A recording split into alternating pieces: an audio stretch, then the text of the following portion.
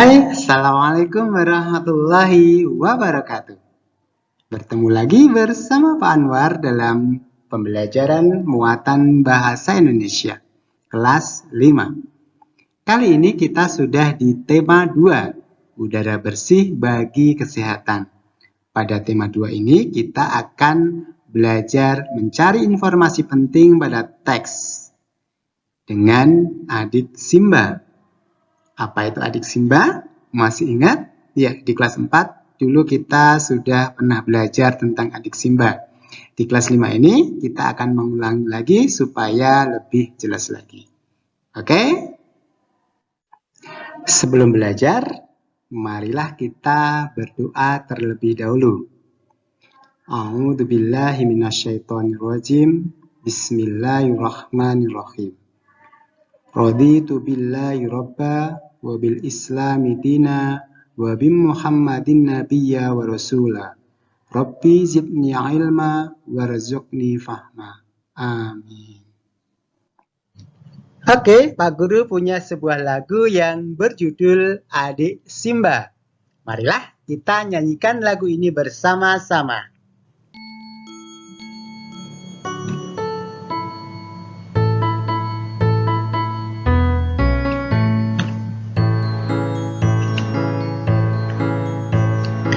Adik Simba tuh apa?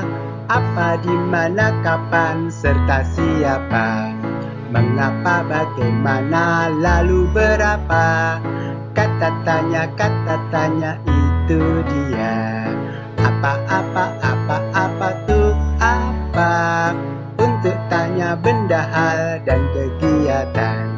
Siapa tuh apa?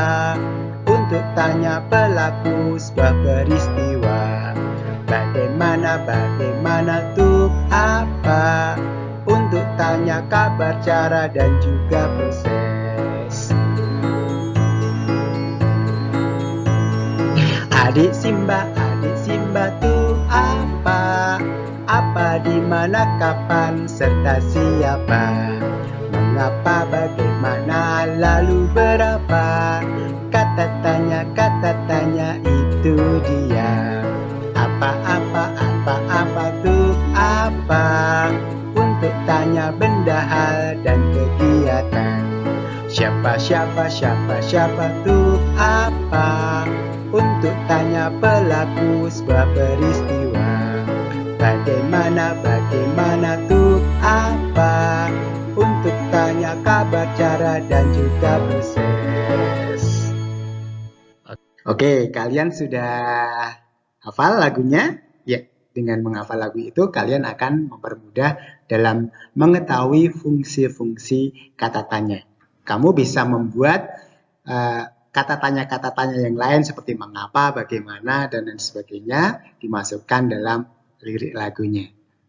Oke, yang pertama Pak Guru akan bahas tentang kata tanya apa. Ya, fungsi kata tanya apa adalah untuk menanyakan benda atau hal atau kegiatan yang berkaitan dengan isi atau inti bahasan. Jawaban dari kata tanya apa adalah berupa benda, hewan, pengertian, keterangan, ataupun penjelasan dari apa yang ditanyakan. Contoh kalimatnya adalah, apa yang dimaksud dengan bernapas? Ya, jawabannya, bernapas adalah proses menggerakkan udara masuk dan keluar dari paru-paru.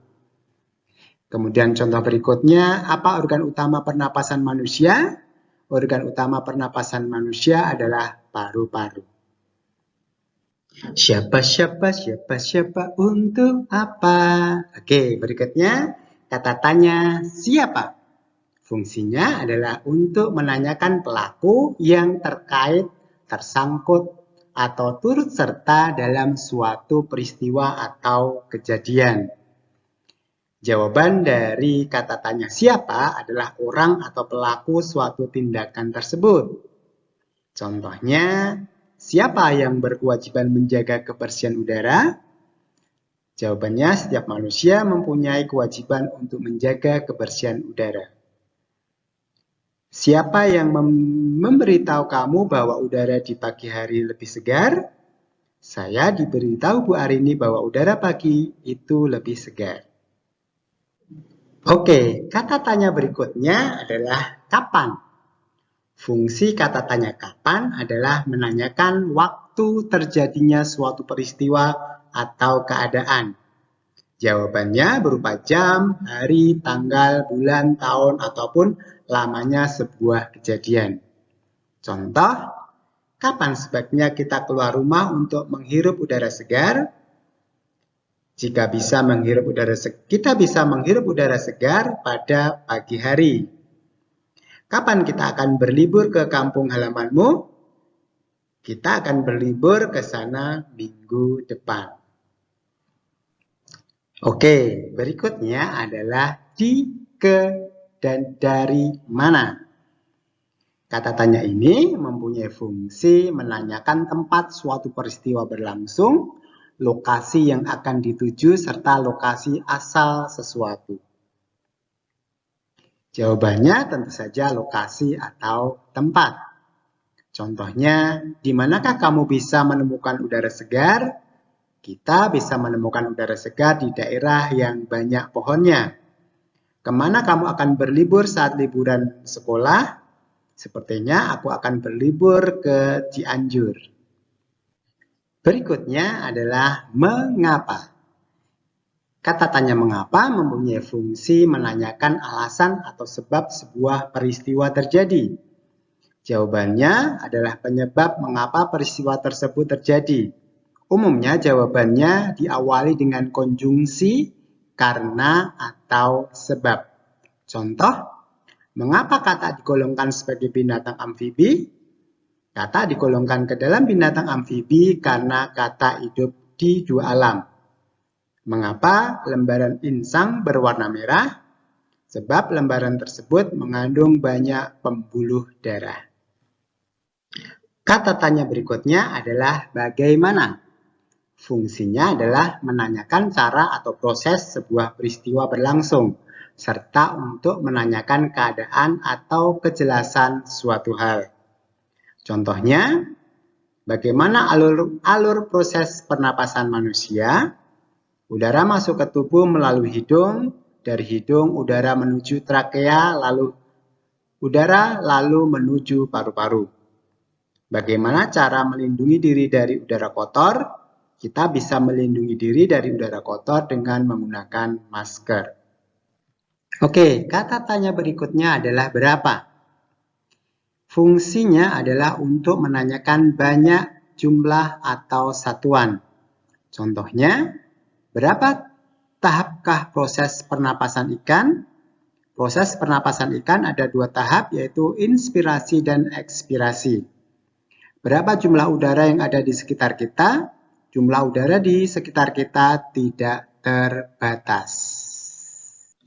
Oke, berikut ini ada sebuah bacaan. Buka bukumu di halaman 3. Pak Guru ambil dari bukumu halaman 3 bacaan ini. Mari kita baca bersama-sama. Katak sang hewan amfibi. Pada saat atau setelah hujan, kita sering mendengar suara-suara khas dari katak. Katak merupakan hewan yang sering melakukan aktivitas saat hujan tiba. Ia juga suka berenang sampai-sampai salah satu gaya renang diberi nama sesuai dengan namanya. Selain berenang, katak juga mahir meloncat. Kaki belakangnya yang lebih panjang membuatnya dapat meloncat jauh. Paragraf 2. Katak tidak hanya dapat kita temukan saat hujan atau di sungai saja. Katak juga dapat kita temukan di sawah. Hal ini disebabkan katak menyukai tempat-tempat yang berair. Meskipun katak menyukai air, katak bukan termasuk jenis ikan yang hidup di air. Katak juga hidup di darat. Hal ini menunjukkan bahwa katak hidup di 2 tempat, yaitu di darat dan di air. Jenis hewan yang hidup di 2 tempat ini disebut dengan amfibi. Paragraf ketiga. Pada umumnya, hewan amfibi mempunyai kaki berselaput yang berfungsi untuk berenang di air, serta kulit tubuhnya lembab dan berlendir sehingga selalu terlihat basah. Sistem pernapasan katak dewasa terjadi melalui paru-paru dan kulit. Saat katak masih berupa berudu atau kecebong, ia bernapas menggunakan insang. Hal inilah yang menjadi cikal bakal para ilmuwan menggolongkan katak sebagai hewan amfibi. Oke, informasi apa saja yang dapat kita peroleh dari bacaan ini? Oke, untuk mengetahui informasi yang ada di dalam suatu bacaan, seperti bacaan yang telah kita baca, katak sang hewan amfibi, kita bisa membuat pertanyaan-pertanyaan berdasarkan bacaan. Dari pertanyaan-pertanyaan itu kita akan menemukan jawaban-jawaban. Nah, jawaban-jawaban dari hasil pertanyaan yang kita buat tadi akan menghasilkan informasi-informasi penting dalam sebuah teks. Oke, buka bukumu di halaman 4. Di halaman 4 ada beberapa pertanyaan berdasarkan teks yang telah kita baca tadi. Dari pertanyaan-pertanyaan yang sudah dibuat ini, nanti kita akan mendapatkan informasi-informasi penting yang berasal dari bacaan. Nih, contohnya di sini ada 6 pertanyaan. Yang pertama, apa nama hewan yang dijelaskan dalam teks? Kedua, bagaimana cara hewan tersebut bernapas? Di mana tempat hewan tersebut? Mengapa hewan tersebut digolongkan ke dalam kelompok hewan amfibi? Siapa yang menggolongkan hewan tersebut ke dalam kelompok amfibi? Kapan hewan tersebut biasanya muncul? Dari 6 pertanyaan ini, 6 pertanyaan yang berasal dari bacaan katak sang hewan amfibi, kalian akan mendapatkan jawaban-jawaban.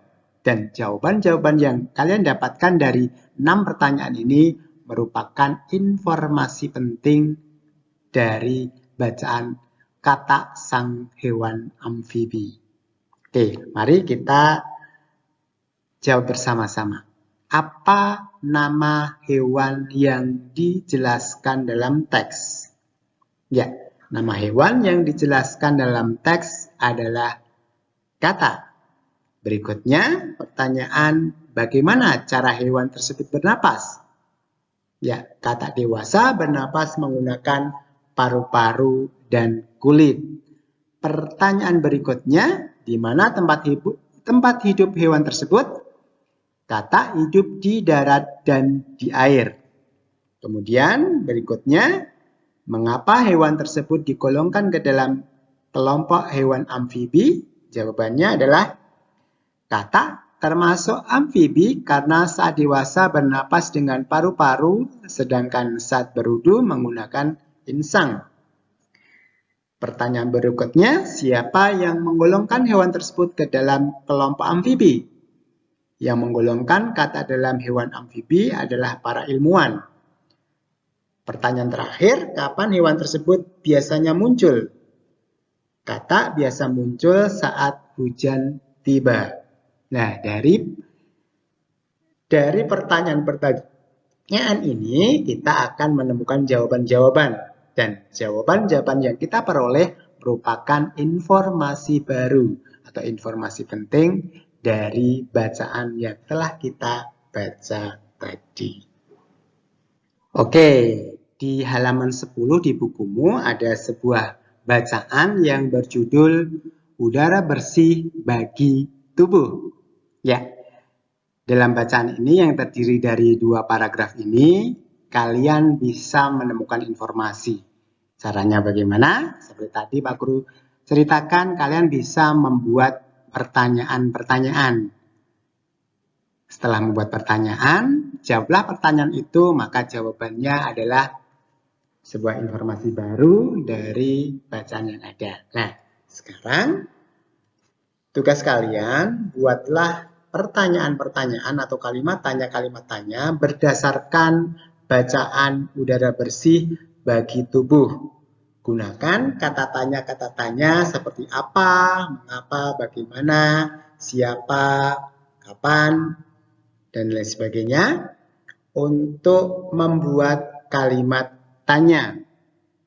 Setelah kalian membuat kalimat tanya, maka tugas kalian adalah menjawab pertanyaan-pertanyaan atau kalimat tanya yang sudah kalian buat tadi.